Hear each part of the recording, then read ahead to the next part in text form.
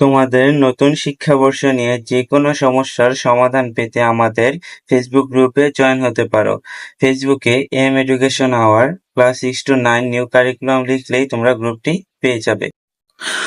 WhatsApp পোলাপাইন, কি অবস্থা সবার? আশা করি সবাই ভালো আছো। অবশ্য ভালো তো থাকবাই। কালকে যা তোমাদের কোশ্চেনটা দিয়েছিলাম সব তো হুবহু এসেছে। আশা করি পরীক্ষা তোমরা খুব ভালোভাবে দিয়েছো। তো তোমাদের কোশ্চেন গুলো জীবন জীবিকা তোমরা তো এক্সাম দিলা, তোমাদের কোশ্চেন অ্যানালাইজ করে দেখলাম যে তোমাদের কোশ্চেন এবার কিরকম হতে পারে। তোমরা তো অবশ্যই জানো প্রত্যেক পরীক্ষার প্রশ্ন এক্সামের আগের দিন দুপুর 2টার পর পাওয়া যায়, কিন্তু আমি তোমাদের জন্য কয়দিন পড়ার জন্য কিছু নমুনা প্রশ্ন অ্যানালাইজ করে দিয়েছি। এগুলা তোমরা অবশ্যই পড়বা। এগুলা পড়লে তোমাদের কোশ্চেন পাওয়া পর্যন্ত সব কমপ্লিট হয়ে যাবে। দেখো এখানে তোমরা যারা বইটা এখনো কমপ্লিট করো নাই তারা অবশ্যই প্লে লিস্ট দেখে বইগুলা কমপ্লিট করে নাও। যে এখানে প্লে লিস্টে আমার সবগুলো বইয়ের ছকের পৃষ্ঠাগুলো দেওয়া আছে, তোমরা সবগুলো কমপ্লিট করে নিও। আচ্ছা, এখন আসি। দেখো তোমাদের প্রথম অধ্যায় থেকে কাজ 1 কি হতে পারে। মনে করো তোমার বিদ্যালয়ে গতকাল ব্যক্তিগত পরিষ্কার পরিচ্ছন্নতা নিয়ে একটি সেমিনার অনুষ্ঠিত হয়। এখানে তুমি সুস্বাস্থ্য অর্জন পরিষ্কার পরিচ্ছন্নতা শিরোনামে একটি প্রতিবেদন তৈরি করো। এখন আমরা প্রতিবেদনটি দেখব। প্রতিবেদনটা হচ্ছে এরকম, যেমন প্রতিবেদকের একটা আমি নমুনা উত্তর। প্রতিবেদকের নাম জান্নাতুল ফেরদৌস। প্রতিবেদনের শিরোনাম সুস্বাস্থ্য অর্জনে পরিষ্কার পরিচ্ছন্নতা। এখন দেখো সুস্বাস্থ্য অর্জনে পরিষ্কার পরিচ্ছন্নতা কি হতে পারে। আমি লিখেছি স্বাস্থ্য সুখের মূল, দৈনন্দিন কার্যাবলী সঠিকভাবে সম্পাদনের জন্য সুস্থ থাকা অতি জরুরি। সুস্বাস্থ্য নিশ্চিত করার অন্যতম শর্ত হলো নিরাপদ বা সুরক্ষিত থাকা, ব্যক্তিগত স্বাস্থ্য রক্ষায় জীবনযাপন করা, স্বাস্থ্যবিধি মেনে চলা। স্বাস্থ্যবিধি সবচেয়ে গুরুত্বপূর্ণ বিষয়। পরিষ্কার পরিচ্ছন্নতা। অপরিচ্ছন্ন পরিবেশ স্বাস্থ্য ঝুঁকি সবচেয়ে বড় কারণ, তাই স্বাস্থ্য রক্ষায় নিজেকে আশেপাশে পরিষ্কার রাখতে হবে। পরিষ্কার থাকলে বিভিন্ন রোগবালাই সহজ হয়। এক্ষেত্রে প্রথমে ব্যক্তি পরিচ্ছন্নতা নিশ্চিত করতে হবে। নিয়মিত গোসল করা, দাঁত ও মুখ পরিষ্কার রাখা, চুল নখ কাটায় হাত পরিষ্কার করে দৈনন্দিন পরিচ্ছন্নতার একটি অংশ। দেহ পরিষ্কার থাকলে সহজে রোগ জীবাণু প্রবেশ করতে পারে না। শারীরিক পরিচ্ছন্নতার পর আসে যেখানে বাসগৃহ এবং আশেপাশ পরিষ্কার রাখা।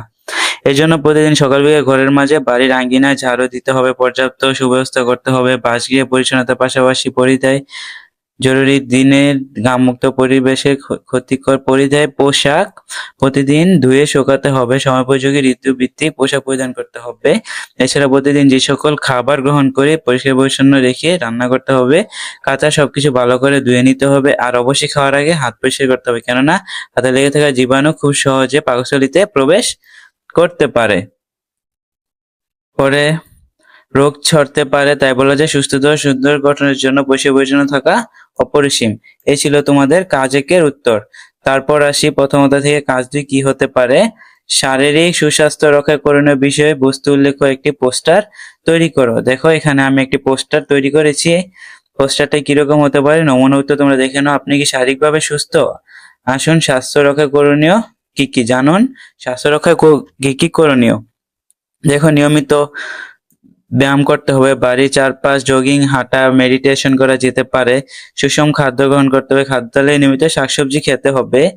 তারপর অসুস্থ এবং রোগ সংক্রমণ এড়ানোর সবচেয়ে ভালো উপায় হলো নিয়মিত হাত ধোয়া। নিয়মিত ও পরিমিত ঘুম প্রাপ্তবয়স্কদের জন্য 7 থেকে 8 ঘন্টা প্রয়োজন।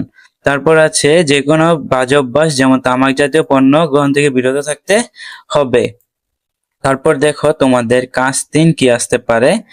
আমি একটা নমুনা উত্তর দিয়েছি, দেখো নমুনা প্রশ্নটাও দেখো। ওমর 8ম শ্রেণীর একজন ছাত্র। তার বন্ধুরা তাদের বিদ্যালয়ের আশপাশ পরিষ্কার করার পরিকল্পনা করে এবং ওমরকে এই পরিকল্পনা অংশগ্রহণ করতে আমন্ত্রণ জানায়, কিন্তু ওমর তাতে না বলে দেয়। সামাজিক কোনো কর্মকাণ্ডে ওমরকে দেখা যায় না, ফলে বন্ধুগত আত্মীয়স্বজন থেকে ওমরের দূরত্ব বেড়ে যাচ্ছে এবং ওমর একা হয়ে পড়ছে। সামাজিক সুস্থতা। ওমরের আচরণ কেমন হওয়া উচিত ছিল এবং তা ছবির মাধ্যমে দেখাও। দেখো আমি সমাধান দিয়েছি। সামাজিক সুস্থতায় করণীয় কাজগুলো কি কি হতে পারে। 1 নম্বর হচ্ছে আত্মীয় স্বজন, বন্ধু বান্ধব, সহকর্মী সকলের সাথে সুসম্পর্ক রাখা। 2 নম্বর হচ্ছে স্কুল কলেজের বিভিন্ন কর্মসূচিতে সবার সাথে অংশগ্রহণ করা। 3 নম্বর হচ্ছে বিভিন্ন সামাজিক উৎসব অনুষ্ঠানে স্বতঃস্ফূর্তভাবে অংশগ্রহণ করা। 4 নম্বর হচ্ছে দলগত কাজ যেমন বৃক্ষরোপণ কর্মসূচি, বনভোজনের আয়োজন, ক্রীড়া প্রতিযোগিতা ইত্যাদিতে অংশগ্রহণ করা।